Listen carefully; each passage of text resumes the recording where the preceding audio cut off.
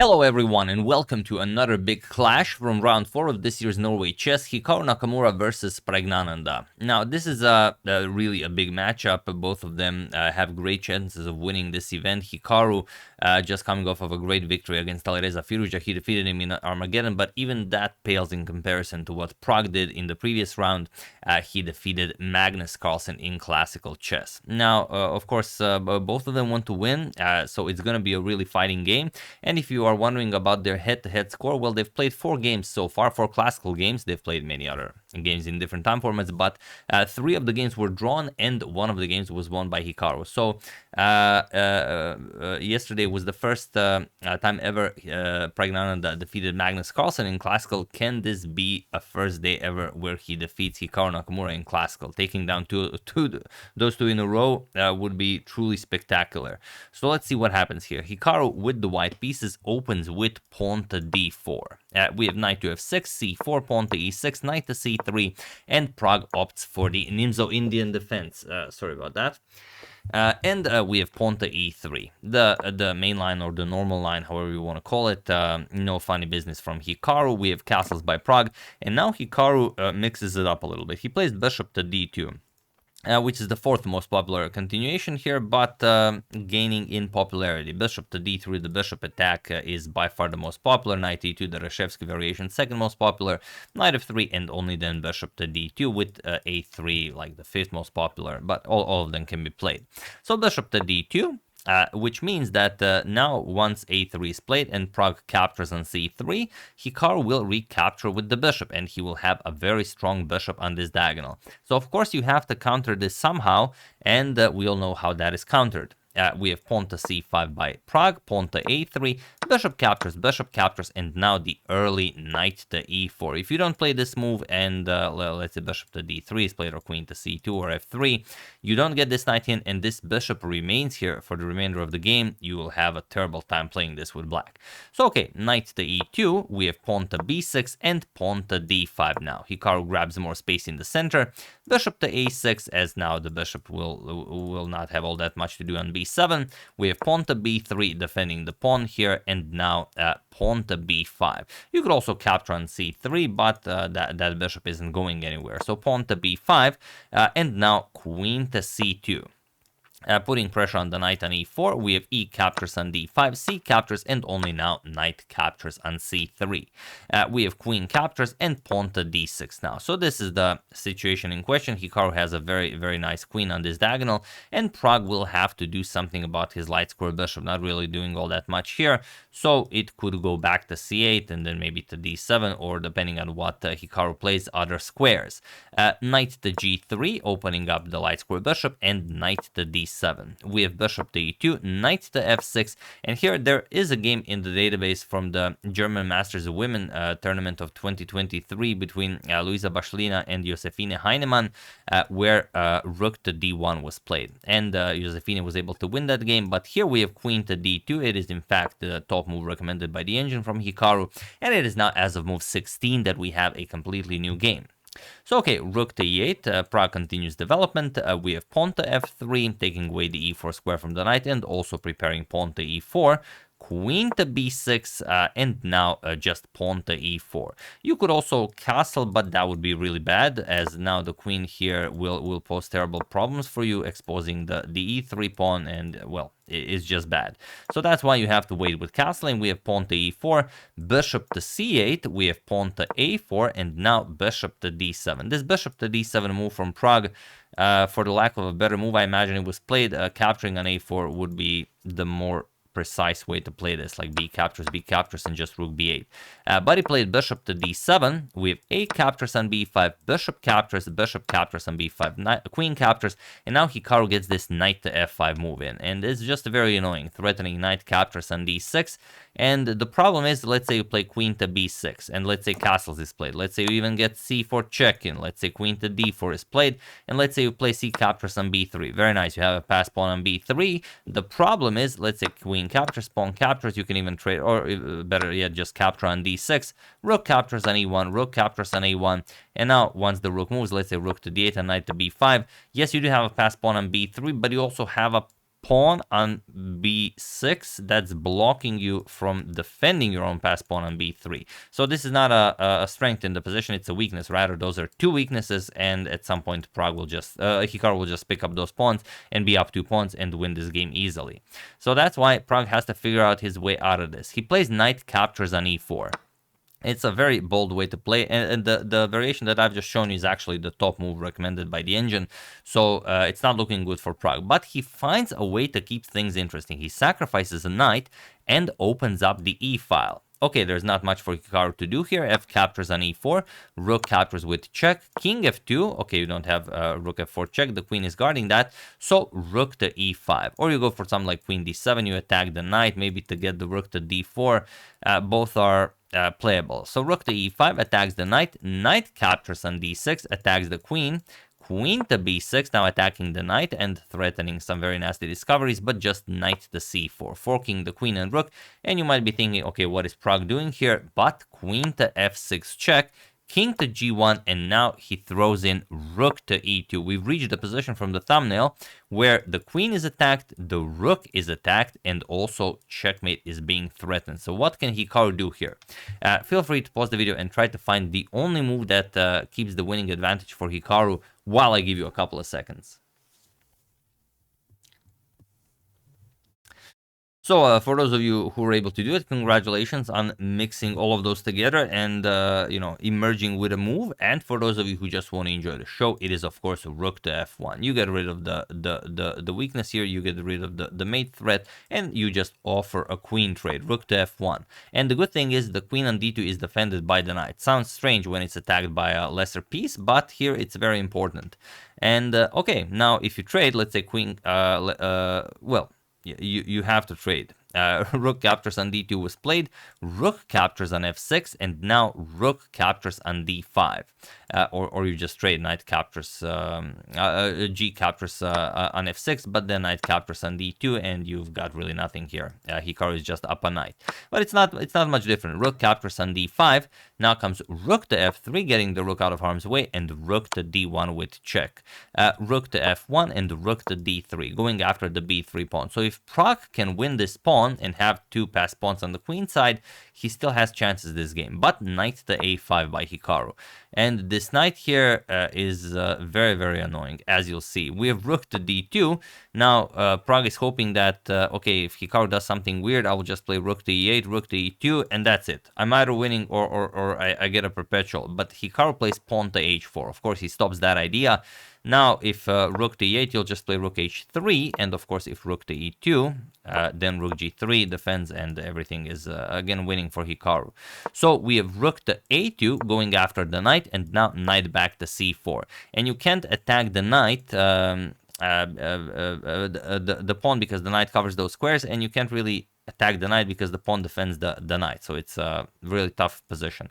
So pawn to a5, we have rook h3. Hikaru gets his other rook into the game, pawn to a4.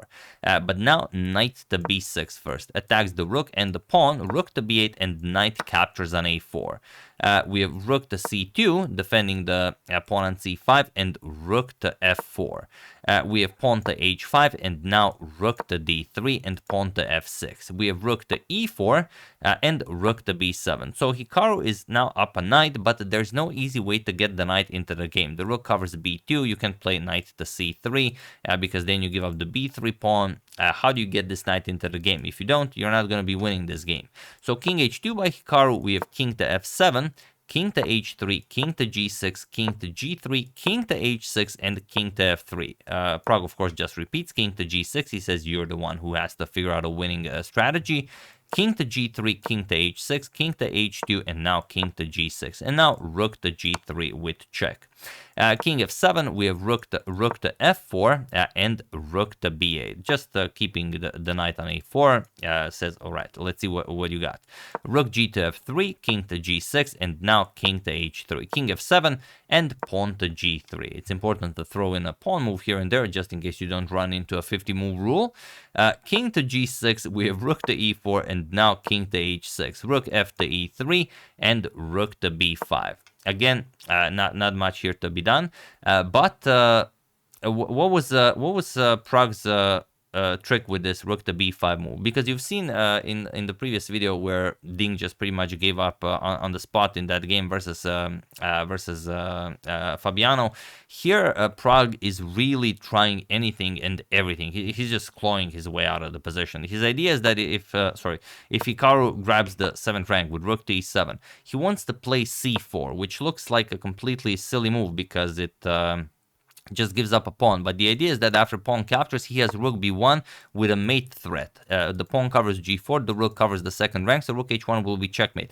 It doesn't quite work because you're going to play rook e2, but okay, then you capture on c4 and you go after the knight. Okay, the knight has the escape square, but you're still fighting. It's not over. So that was the idea, but Hikaru doesn't fall for it. He just plays rook d3, rook back to b8, and now rook to c4, forcing a trade of rooks. Otherwise, you're just going to lose one more pawn. So rook captures, b captures, and now rook to b4. Goes after the knight and the pawn. Knight captures on c5, and the rook captures on c4. And okay, Hikaru is up a knight, but Pragg has an extra pawn, and maybe some sort of a fortress here. Who knows? Knight to e6 by Hikaru, very nice, stopping rook to c7 and hoping to get rook to d7 in, so pawn to g5. And if you don't play this pawn to g5 move, it's very easy to stop this. Like maybe you play rook c6, you go after knight, then knight to d8 attacks the rook, and once rook c7, now you get rook d6, and you're really out of moves here. For example, if you just wait and do nothing, knight to e6, and okay, you can still wait and do nothing. Now all of a sudden knight to f4 happens, and now the king cannot go to g6, cannot go to g5, and now if you wait one more time, rook to d8, then goes after checkmate, and not a lot you can do here. You have to move the king or and give up the h5 pawn, or you have to play g6, g5 now. Which is kind of the reason Pragg played it anyway. So pawn to g5, we have rook to d5, and now g captures on h4. You could also play g4. It seems like maybe you get something out of it. The problem is after something like king g2, rook to c2 with check, king to f1, the king will just march up the board and you will checkmate the black king. For example, rook c3, king f2, rook c2 check, king e3, rook c3 check. You even give up the pawn. And if rook captures rook d7, the king's getting checkmated. Rook to a3, knight to f8, and there is no defense. It's just going to be checkmate. A couple of more checks and you will just march your king towards the rook and checkmate the black king. So that's why g captures on h4. And now g captures on h4. The situation on the clock is Hikaru is below 30 seconds, but okay, he does have increment, and Pragg some 4 minutes on the clock, but it's enough for Hikaru.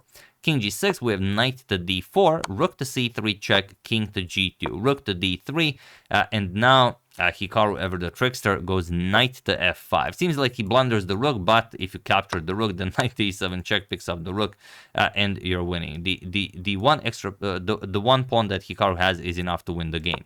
So of course, Pragg has to stop this. Rook a3, knight to g3, and now rook to a2 check. King f3, rook a3 check, king f4, rook a4 check, knight to e4. Only move that wins, but not an easy one to spot. Of course, you're not going to give up the h4 pawn.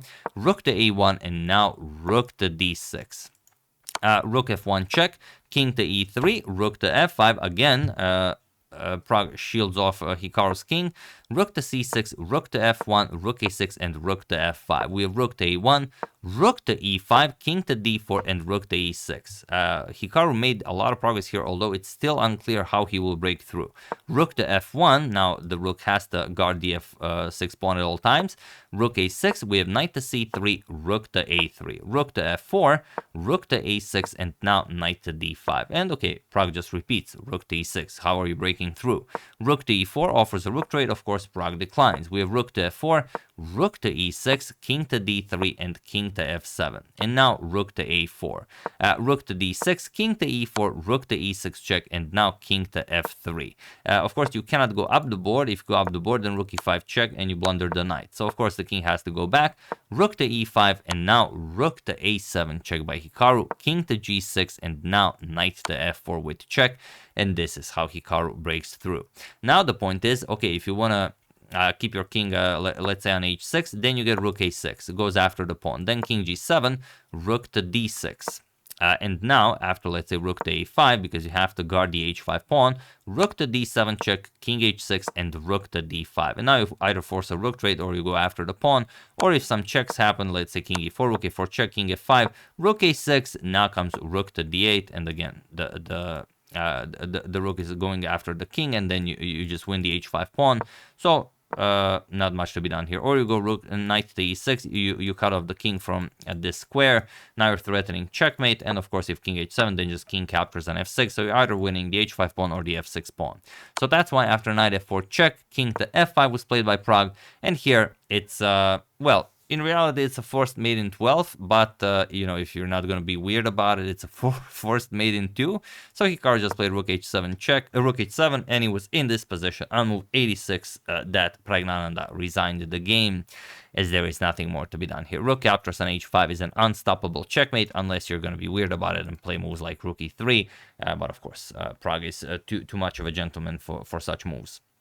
So yeah, brilliant stuff by Hikaru, brilliant stuff by Pragg as well. He got into a difficult position in that one spot, and then he decided, well, I'm not going to suffer, I'm going to sacrifice, go for the attack, and whatever happens, happens. And what happened is that Hikaru just outplayed him.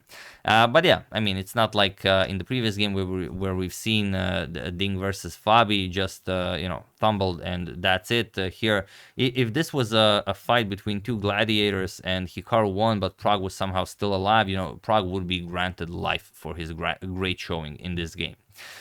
So yeah, very nicely done by Hikaru. Let's check out the standings after 4 rounds have been played. So Hikaru is leading with 7 points. Then we have Alireza with 6.5, as he did defeat Ding Liren in round 4 as well. I'm not sure if I'm going to show that game. I mean, it just seems like I'm picking on Ding, but he loses so many games. It's I don't know what to do. If you guys really want to see, I could show it. Magnus on 6 after his fine win against Fabi. Pragg on 5.5. Fabiano on 5.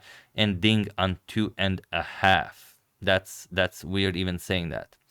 But okay, and here what happens in the World Top 20. Sorry, let's just move that. Sorry, let's just move that a little bit here. We have, okay, Magnus on 28-27. He bounces back a little bit after his win against Fabi. Fabi in danger of falling below 2800 again, but Hikaru less than 2 points towards that 2800, and in round 5 he faces world champion Ding Liren. So if he can take him down, you know, he's going over 2800. Usually when you face the world champion and you need less than 2 points for, you know, breaking 2800, even a draw would suffice. But here, as you can see, Ding is already in danger of falling below the world top 10. Which is, I don't know when was the last time we had a world classical champion that was not ranked top 10 in the world, but yeah, we are approaching that. And yeah, some other changes like Arjun doing extremely well. He's now world number 6. Abdusattorov also incredible, world number 5. Pragg gaining some points, world number 13 on his way to reaching the world top 10. So yeah, stuff is happening. It's very, very interesting in the world top 10. It's not like in the old days where it was static for like a decade. Now it's like every day, you know, someone shoots up three places, someone shoots down 3 places. It's crazy stuff. So yeah, that's the game. I hope you guys enjoyed it. Incredible stuff by both of them, but Hikaru really outplaying everyone. I mean, he's really in form. So, you know, really interested in what he will do against Ding Liren. I would like to thank Barry Gerald Larkin, Christopher Drake, Richard Nickerson, Ivan Sterling, and Michael Bowers for a contribution to my channel. Thank you a lot. I really appreciate it. As usual, you can check 2 of my previous videos here. Thank you for watching, and I will see you soon, continuing to check up on your wonderful suggestions, but mostly covering Norway chess until it finishes. So thank you all. I will see you soon, and have an excellent rest of your day.